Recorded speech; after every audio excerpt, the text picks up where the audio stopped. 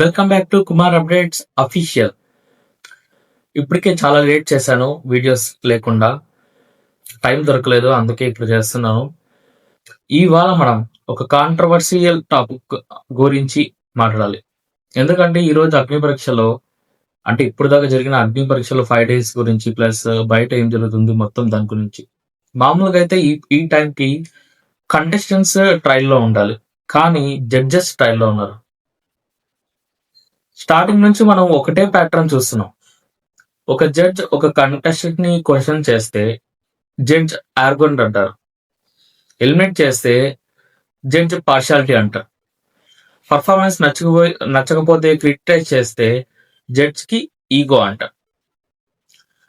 మీరు big boss అగ్ని పరీక్ష చూస్తున్నారా, లేక జడ్జెస్ ని పర్సనల్ గా టార్గెట్ చేయడానికి ఒక రీజన్ కోసం వెయిట్ చేస్తున్నారా? అగ్ని పరీక్ష అంటే ఏంటి అసలు?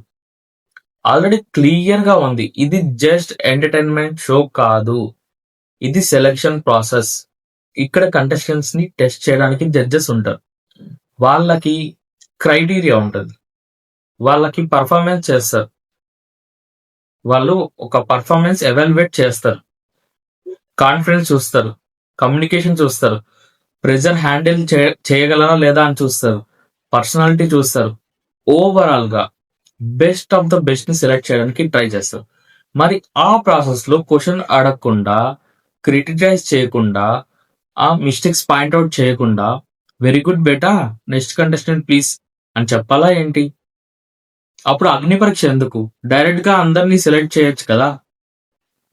ఫైర్ లో పెట్టకుండా బంగారం ఎంత ప్యూర్ అని ఎలా తెలుస్తుంది? అంతే కదా, కరిగిస్తేనే కదా తెలుస్తుంది బంగారం ఎంత ప్యూర్ అనేది. ఇది కూడా అలానే.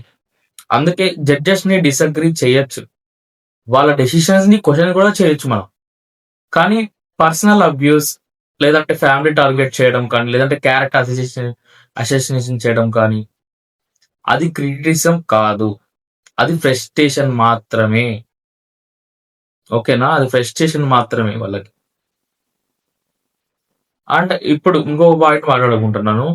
ఇప్పుడు దాకా జరిగిన ప్లేయర్స్ లో చాలా మంది లైక్ సృష్టి కానీ, లేదంటే మిథిలేష్ కానీ, లేదంటే ఇంకా కొందరు ఉన్నారు. స్టార్టింగ్ డేస్ లో ఎంత హైప్ అయ్యారో మనందరికీ తెలుసు.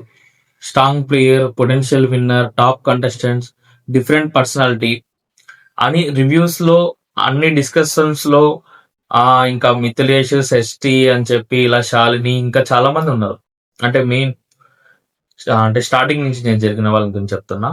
కానీ ఇప్పుడు అదే షష్ఠి కానీ, అదే మిథిలేష్ కానీ, అదే శాలిని కానీ, ఇంకా కొంతమంది ప్లేయర్స్ ఉన్నారు. అందరి పేర్లు చెప్పాలంటే కుదరదు కదా.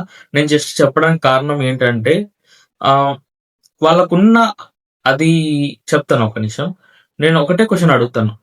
ఒక కంటెస్టెంట్ ని సపోర్ట్ చేయడం పర్ఫార్మెన్స్ కోసమా, లేక మన ఎక్స్పెక్టేషన్స్ కి మ్యాచ్ అయ్యే వరకు మాత్రమే సపోర్ట్ చేస్తామా? ఎందుకంటే ఒక ప్లేయర్ మనకి నచ్చిన విధంగా పర్ఫార్మెన్స్ చేస్తే వావ్ హీరో అంటాం. మన ఒపీనియన్ కి ఆపోజిట్ గా వెళ్ళగానే ఫినిష్డ్ అంటాం, ఓవర్ అంటాం, ఓవర్ రేటెడ్ అంటాం, యాటిట్యూడ్ అంటాం, నాట్ డిజర్వింగ్ అంటాం. అసలు ఒక ప్లేయర్ కి నెంబర్ 1 పొజిషన్ వచ్చిన తర్వాత కూడా, లైక్ నెంబర్ 1 ఉన్నా కూడా వాళ్ళ గురించి మాట్లాడడం తగ్గిపోయిందంటే ఏంటి కారణం? మనం పర్ఫార్మెన్స్ ని జడ్జ్ చేస్తున్నామా, లేక మన ఫేవరెట్ లిస్ట్ ని మెయింటైన్ చేస్తున్నాం? షష్ఠి కానీ, లేదంటే మిథిలేష్ కానీ, లేదంటే శాలిని కానీ, ఇంకా కొంతమంది ప్లేయర్స్ కానీ సపోర్ట్ చేయండి అని నేను చెప్పట్లేదు, క్రిటిసైజ్ చేయకండి అని కూడా చెప్పట్లేదు. కానీ సేమ్ స్టాండర్డ్స్ అందరికీ ఉండాలి, అందరికి ఒకటే లాగా చూడాలి. నిన్న స్ట్రాంగ్ కంటెస్టెంట్స్ అని చెప్పి ఇవాళ కంప్లీట్ గా వీక్ ప్లేయర్ అని, అది ఇంకా గేమ్ కూడా మనకు బయటికి రాలేదు, ఓన్లీ ఆడిషన్స్ మాత్రమే జరిగాయి. అప్పుడే ఇవి అనాలిసిస్ చేస్తున్నారు. అది అనాలిసిస్ కాదు, అది కన్వీనియన్స్. ఇంకొకటి, ఇప్పుడు మెయిన్ పాయింట్ వస్తుంది. అసలుకి రివ్యూవర్స్ అంటే ఆడియన్స్ కి గైడ్ లాగా ఉండాలా? వాళ్ళు న్యూట్రల్ పర్స్పెక్టివ్ ఇవ్వాలి కదా. ఆడియన్స్ మిస్ అయిన పాయింట్స్, హైలైట్స్ ఇవన్నీ చెప్పాలి. కానీ ప్రాబ్లం ఎక్కడ వస్తుందంటే కొన్నిసార్లు రివ్యూ అనేది రివ్యూ లాగా ఉండదు. అది క్యాంపెయినింగ్ లాగా ఉంటుంది. డైరెక్ట్‌గా ఈ కంటెస్టెంట్ నా ఫేవరెట్ అని చెప్పకపోవచ్చు. కానీ ఇండైరెక్ట్‌గా వాళ్ళు ఏం చేస్తున్నారనేది క్లియర్‌గా ఇక్కడ కనపడుతుంది. పెద్ద పెద్ద రివ్యూవర్స్ అంతా ఇదే చేస్తున్నారు. పొగిడితే అందరిని పొగడొచ్చు కదా! అందరికి సెపరేట్ రీల్స్ పెట్టుకోవచ్చు కదా! ఒక్కరికి. అది గుడ్ కదా! సెపరేట్‌గా వీళ్ళకి మాత్రమే పెడుతున్నారు రీల్స్ అంటే అర్థం ఏంటది? వాళ్ళకి నచ్చినట్టే కదా! మరి ఓపెన్‌గా చెప్పొచ్చు కదా! నాకు వీళ్ళు నచ్చారు. వీళ్ళకి చేస్తున్నామని. ప్రతి వీడియోలో అదే కంటెస్టెంట్‌ని హైలైట్ చేయడం. వాళ్ళకి కావాల్సిన ప్లేయర్స్‌ని హైలైట్ చేయడం. స్మాల్ పర్ఫార్మెన్స్‌కి కూడా ఎక్స్ట్రార్డినరీ అని ఎలివేట్ చేయడం. మిస్టేక్‌ని ఇగ్నోర్ చేయడం. వీక్ పాయింట్స్‌ని కవర్ చేయడం. అదే టైంలో వేరే స్ట్రాంగ్ కంటెస్టెంట్ చేసిన పర్ఫార్మెన్స్‌కి పక్కన పెట్టేయడం. ఇదంతా ఎందుకు చెప్తున్నానంటే కరెక్ట్‌గా ఆడుతున్న పర్సన్స్ లేదా స్ట్రాంగ్ ఉన్న పర్సన్స్ వాళ్ళకి లైమ్ లైట్ రావట్లేదు. ఇలా చేస్తున్న దాని వల్ల వాళ్ళకి లైమ్ లైట్ రావట్లేదు. అస్సలు రావట్లేదు.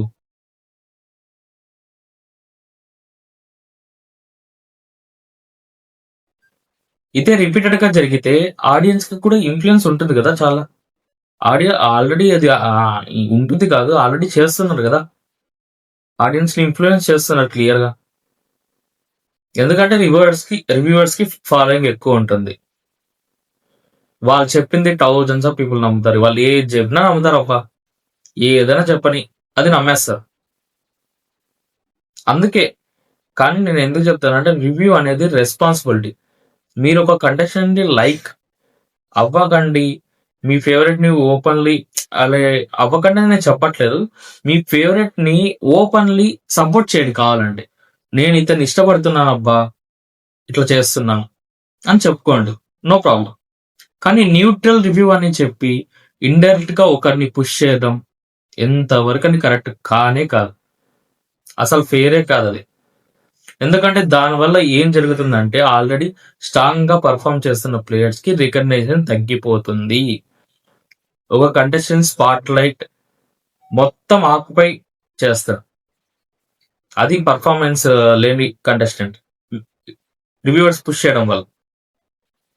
మిగతా కంటెస్టెంట్ పెర్ఫార్మన్స్ ఆడియన్స్‌కి సరిగ్గా రీచ్ అవ్వకపోతే ఏంటి నష్టం ఎవరికి?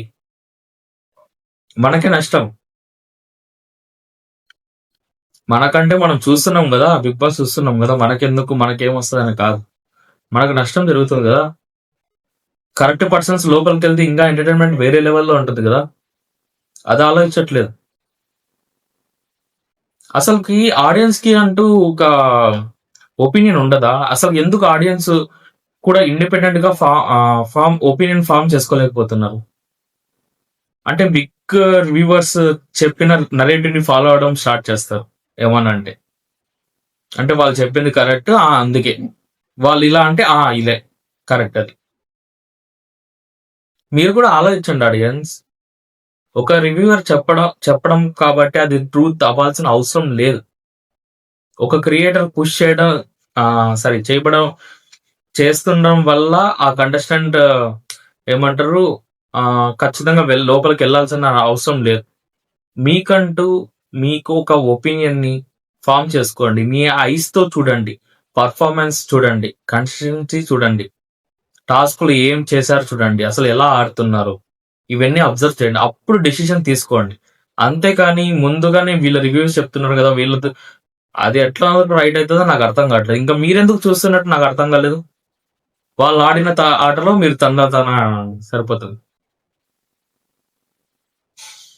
అండ్ ఫైనల్లీ జడ్జెస్‌ని బ్లైండ్‌గా సపోర్ట్ చేయడం నా ఇంటెన్షన్ కాదు. కంటెస్టెంట్‌ని బ్లైండ్‌గా డిఫెండ్ చేయడం కూడా నా ఇంటెన్షన్ కాదు. రివ్యూవర్స్‌ని అటాక్ చేయడం కూడా నా ఇంటెన్షన్ కాదు. కానీ హిపోక్రసీని క్వెషన్ చేయడం మాత్రం డెఫినెట్‌లీ నా ఇంటెన్షన్. జడ్జి హార్ష్‌గా మాట్లాడితే వర్స్ట్ జడ్జ్ అని. కానీ మన ఫేవరెట్ కంటెస్టెంట్ హార్ష్‌గా మాట్లాడితే యాటిట్యూడ్ ఫైర్. మన ఫేవరెట్ మిస్టేక్ చేస్తే మాత్రం హ్యూమన్ ఎర్రర్. ఆ! వేరే కంటెస్టెంట్ చేస్తే మాత్రం డిస్‌క్వాలిఫైడ్, అన్‌డిజర్వింగ్, చీటింగ్. మన ఫేవరెట్ ని రివ్యూవర్ పుష్ చేస్తే కరెక్ట్ అనాలిసిస్. వేరే కంటెస్టెంట్ కి రికగ్నైజేషన్ ఇస్తే పిఆర్, పెయిడ్ పిఆర్. ఇలా డబుల్ స్టాండర్డ్స్ తో షోని అనలైజ్ చేయడం ఈజీ, కానీ ఫెయిర్ గా అనలైజ్ చేయడం డిఫికల్ట్. సో జడ్జెస్ ని డిసగ్రీ చేయండి, కంటెస్టెంట్ ని క్రిటిసైజ్ చేయండి, రివ్యూవర్స్ ని ఒపీనియన్ క్వశ్చన్ చేయండి. కానీ ఒక్కటి మాత్రం గుర్తుపెట్టుకోండి, అగ్ని పరీక్షల్లో ఫైర్ ఉంటుంది, ప్రెజర్ ఉంటుంది, క్రిటిసిజం ఉంటుంది, ఎలిమినేషన్ ఉంటుంది. అది ఆ షో ఫార్మాట్ అంతే. ఆ షో వరకు చూడండి అంతే. ఇలా వచ్చి ఇలా చెప్పారు, ఇలా చేశారంటే అగ్ని పరీక్ష అబ్బా, ఖచ్చితంగా అలానే చేస్తారు, ఇంకా దారుణంగా చేస్తారు. షూస్ తుచ్చమంటారు, నీళ్లు మోకాను కొడతారు, ఇంకా దానికంటే ఘోరంగా చేస్తారు. నీకు ఇష్టం లేదా రాకు భయ్, ఎవరు రమ్మన్నారు నిన్ను అసలుకి? రాకు, అసలు షోకి రాకు, నీకు ఇష్టం లేదు కదా ఇట్లాంటివన్నీ, షోకి రాకు. వేరే దాంట్లో ఆల్రెడీ చూస్తున్నాను, వేరే దాంట్లో వేరే లాంగ్వేజ్ కూడా జరుగుతుంది కదా అగ్ని పరీక్ష. అక్కడేమో వాళ్ళు అట్లా చేస్తే మాత్రం సూపర్ ఫైర్ అగ్ని అది ఇది అంటారు. మన సైడ్ మాత్రం జడ్జెస్ ని ఇట్లా క్రిటిసైజ్ చేస్తున్నారు అది ఇది అని చెప్పి అని వీడియోలు చేయడం అస్సలు కరెక్టే కాదు. అండ్ ఈ షోలో రియల్ విన్నర్ ఎవరు అనేది, ఎవరు ఎక్కువ షౌట్ చేశారని కాదు, ఎవరు ఎక్కువ హైప్ క్రియేట్ చేశారని కూడా కాదు, ప్రెజర్ లో ఎవరు స్టాండ్ అయ్యారు, కన్సిస్టెంట్ తో ఎవరు ప్రూవ్ చేసుకున్నారు, ఎవరు ఎలా ఆడారు, అది మ్యాటర్. సో ఆడియన్స్, రివ్యూవర్స్ చెప్పారు కాబట్టి నమ్మకండి, జడ్జెస్ ని హేట్ చేయడం ట్రెండ్ కాబట్టి ఫాలో అవ్వకండి, కంటెస్టెంట్ ని హైప్ ఉంది కాబట్టి విన్నర్ అని డిసైడ్ అవ్వకండి. బికాస్ అగ్ని పరీక్ష కంటెస్టెంట్ కి మాత్రం కాదు, ఆడియన్స్ జడ్జ్మెంట్ కూడా ఒక టెస్ట్ అనమాట ఇది. కాబట్టి ఇది మనం అర్థం చేసుకోవాలి and me own opinion create చేసుకోండి. ఎప్పుడు ఎవరో ఒకరి మీద డిపెండ్ అయ్యి ఉండాలన్నా అస్సలు లేదు. మీకంటూ ఒక ఒపీనియన్ క్రియేట్ చేసుకోండి. ఫస్ట్ మీ ఐస్ తో చూడండి, అసలు నిజం ఏంటో తెలుస్తుంది మీకు. ఒకటి ఇన్ఫ్లుయెన్స్ వాళ్ళు చేసే ఎట్లా చేస్తారు తెలుసా, ఇప్పుడు అవతల ఇలా జరుగుతుంది అలా జరుగుతుంది అని చెప్పి మనకి లేనిపోని ఐడియాస్ ఇస్తారు, అంటే లేనిపోని ఇమాజినేషన్ క్రియేట్ చేస్తారు. అందరు కాదు, కొందరు ఉన్నారు. అది కూడా మళ్ళీ ఆ కొందరు కూడా ఎట్లా అంటే అన్ని విషయాల్లో కాదు, వాళ్ళకి నచ్చిన ప్లేయర్ కి మాత్రం వెరైటీగా ధూమ్ ధామ్ చేస్తారు. అబ్బా మంచిగా చేస్తారు ధూమ్ ధామ్, ఎలా కావాలంటే అలా చెప్పుకుంటారు, వాళ్ళకి నచ్చినట్టుగా చెప్పుకుంటారు. దీనివల్ల నష్టపోయేది ఎవరు? నువ్వు కాదు, నేను కాదు, లోపలికి వెళ్లాల్సిన డిజర్వింగ్ ప్లేయర్ నష్టపోతారు. అంటే లోపలికి వెళ్ళాక కూడా ఇలా జరుగుతుంది, ఖచ్చితంగా జరుగుతుంది. అక్కడ టాప్ 5 వరకు వెళ్ళే కంటెస్టెంట్స్ నష్టపోతారు. కాబట్టి జాగ్రత్తగా ఉండండి, జాగ్రత్తగా చూడండి, జాగ్రత్తగా అబ్జర్వ్ చేయండి, జాగ్రత్తగా ఓట్లు వేసుకోండి, నచ్చిన వాళ్ళు గెలిపించుకోండి, కానీ మీకంటూ ఒక ఒపీనియన్ ఫామ్ చేసుకోండి. అది చెప్పాలనుకున్నాను. అండ్ ఫ్రమ్ టుమారో ఆన్వర్డ్స్ నా రివ్యూస్ వరుసగా వస్తూనే ఉంటాయి. ఇంకా subscribe to my channel Kumar updates official. ఖచ్చితంగా మీకు న్యూట్రల్ గా రివ్యూస్ ఇస్తానని చెప్తున్నాను. మీరు కూడా చూస్తారు నేను న్యూట్రల్ గా ఇస్తానా లేదా అనేది. ఇంకా ఏమన్నా ఇంప్రూవ్మెంట్ చేసుకోవాలంటే కామెంట్స్ లో చెప్పండి, ఖచ్చితంగా ఇంప్రూవ్మెంట్ చేసుకుంటాను. This is just a beginning. నాకు ఆల్రెడీ లాస్ట్ ఇయర్ చేద్దాం అనుకున్నాను, కుదరలేదు.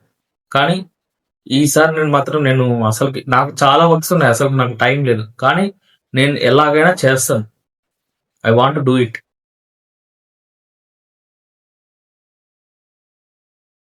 అది thank you. Signing off, Kumar updates.